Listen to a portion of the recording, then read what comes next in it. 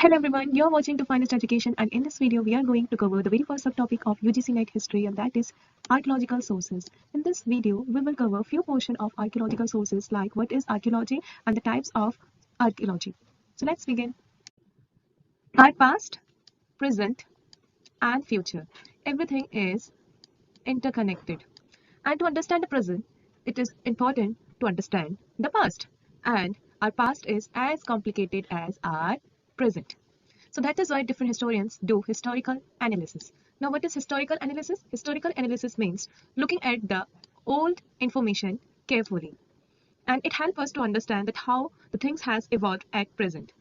Now, different historians present different arguments on the basis of the area of their emphasis, and it is the part of growth of knowledge.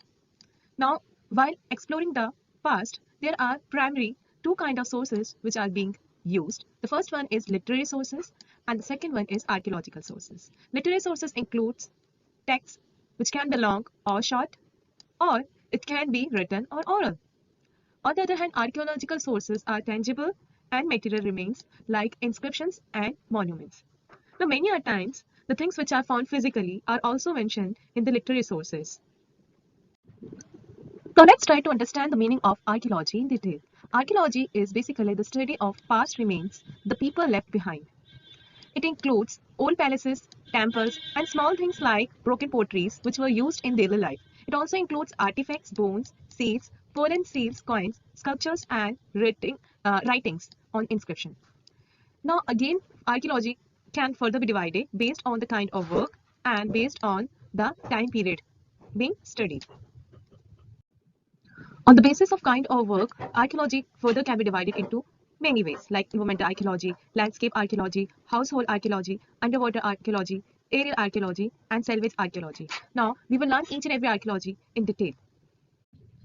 Now, the first kind of archaeology is environmental archaeology. In environmental archaeology, we learn about the relationship between the people and the environment. It means that how people used to interact with the environment. Now, while learning environmental archaeology, there are three kinds of subject. It includes, they are geoarchaeology, geoarchaeology, and archaeobotany. Now, in geoarchaeology, we learn about the ancient animal remains. In the similar way, in archaeobotany, we learn about the study of ancient plants, or we can say the ancient plants remain. And in geoarchaeology, we learn about the study, we learn about soil and rocks. Now, why do we learn environmental archaeology? We learn about environmental archaeology to understand the climatic condition in the earlier time, what the people used to eat, and what kind of plants and animals which were available during those times. Let me give you one example. For example, during the time of Harappan civilization, how did we come to know that rice was available? People used to eat rice. Millet was available. So we came to know about it through environmental archaeology. And Richard Gill studied about man society, and he came to know that how did this man society decline? It was because of drought. On the kind of work, the second kind of archaeology is landscape archaeology. Now, what is the meaning of landscape archaeology? Landscape archaeology studies changes in landscape due to natural or human-made factor. It explores how landscape influence human behavior and cultural changes. In landscape, we study about the ways in which people constructed and used their environment in the past. Now, there can be change in the landscape due to natural factor or due to human-made factor. While talking about the natural factors, how there can be change in the landscape, it can be due to topography, it can be due to climatic, soil, water, or any kind of disaster. On the other hand, there are many human activities which can also have an impact on the landscape. It can be due to the agriculture, industrial activities, construction, or deforestation. Now, the question is that what is the importance of learning landscape archaeology? Landscape archaeology to understand human and environment interaction. Means it helps us to understand that how human and environment used to interact with each other in the earlier time. It also gives insights on the cultural changes over a period of time, and we can also analyze if there was any kind of inequality in the society, and it also gives information about the human activities and their settlement in the earlier time. The third kind of archaeology is household archaeology. This archaeology basically emerged in the late 1970s and 1980s. It focuses on small-scale excavation that happened in a specific area or region of archaeological sites. Now, in this kind of archaeology, we learn about the social, cultural, economical, and political aspect of an area, a specific area. And learning this kind of archaeology help us to understand that how society used to be in the earlier time and how the people used to live in the earlier time. We come to know about their daily life.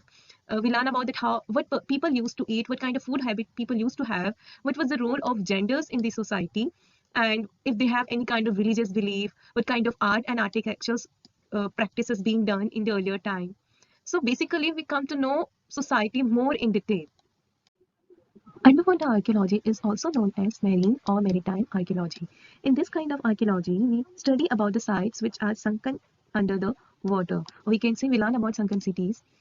Now it is a very costly affair because it requires very specialized techniques or equipment to learn about the sunken cities. And these kinds of sites are found under the water. So you need very advanced tools for diving and exploration. Now there are many challenges also that we faced in underwater archaeology as the condition of the water is unpredictable. Area archaeology is another kind of archaeology. It investigates archaeological sites from the air. This kind of archaeology was basically developed during the time of World War where aerial surveys and photography were done. Now it helps us to find out new sites and also provide different perspective from the altitude. In this kind of archaeology, we are not actually excavating any new site, but we are doing detailed exploration. Now, how aerial archaeology is important? It is important because it helps us to find out new sites, and using satellite imagery from the modern application, we can have a new perspective of new sites, and it also helps us to understand the ancient landscape. Salvage archaeology. Salvage archaeology is also known as rescue archaeology. Well, this kind of archaeology is done on emergency basis on threatened sites. And why do we call these sites as threatened site? Because there are some kind of development projects like building of roads or building, and we find like that there are so many evidences that we can find out through those sites. So there was urgently need to move that site from that area to another area. So what we used to do to save such kind of sites from any kind of destruction, it is relocated. And this is also something very challenging because we need very advanced technology to relocate it. And another kind of challenge is time constraint. Now it is not possible every time for the historians to find out all kind of evidences within the limited time period. Now how the salvage archaeology is very important because it helps us to record history before the site is lost. Sometimes alter construction plan if site is significant, and it focuses on surface finds when time is limited. Thank you everyone for watching this video. If you like our video, then please hit a like icon. Do share with your friends and family. Meet you soon in the next video. Till then, bye bye and take care.